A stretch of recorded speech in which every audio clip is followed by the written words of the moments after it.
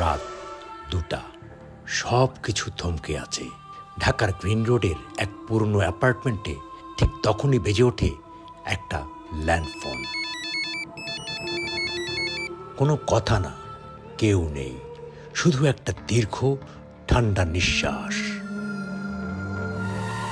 প্রথমে ভেবেছিল হয়তো ভুলে কেউ কোনো ফোন দিয়েছে, কিন্তু পরদিন আবার ঠিক রাত 2টায় আবারও সেই একই ফোন কল, আবারও সেই নিঃশ্বাস। ধীরে ধীরে একটা নিয়মে পরিণত হলো। প্রতি রাত ঠিক রাত 2টা ল্যান্ডফোন বাজে, আর ওপাশে থাকে কেবল এক মৃত নীরবতা। কেউ কি আমাদের সাথে খেলছে, না কি এটা? কিছু একটা অদ্ভুত। বাসার মালিক বয়স্ক এক ব্যাংক কর্মকর্তা। প্রথম দিকে বিষয়টি গুরুত্ব দেননি, তবে তার স্ত্রী বলেন ফোন ধরার পর নাকি তিনি হঠাৎ ঠান্ডা অনুভব করতেন। মনে হতো যেন কারো দৃষ্টি ঘাড়ে এসে আটকে আছে।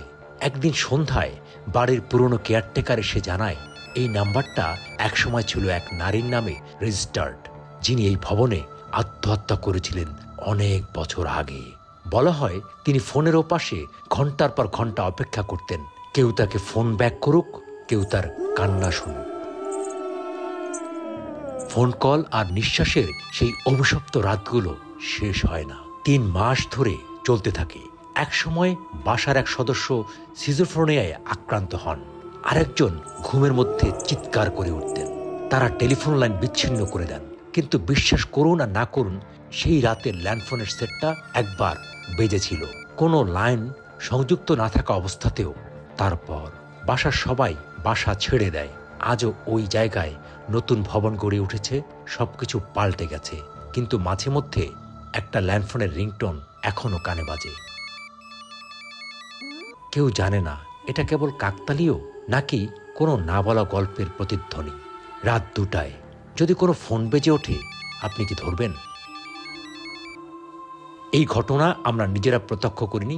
স্থানীয়ভাবে গ্রিন রোডের এক পুরনো বাসা নিয়ে এই ধরনের গল্প শোনা যায়, যার নির্ভরযোগ্য উৎস বা বাস্তবতা নিশ্চিত নয়। আমরা বাসাটি চিহ্নিতও করতে পারিনি, তবে এমন গল্পগুলোর পেছনে লুকিয়ে থাকে কোনো না কোনো মানসিক ছায়া, কোনো না কোনো এক অজানা ভয়। সত্য মিথ্যার সীমারেখায় দাঁড়িয়ে গল্পটা থেকে যায় ঠিক রাত 2টায়, সেই ফোন কলের মতো।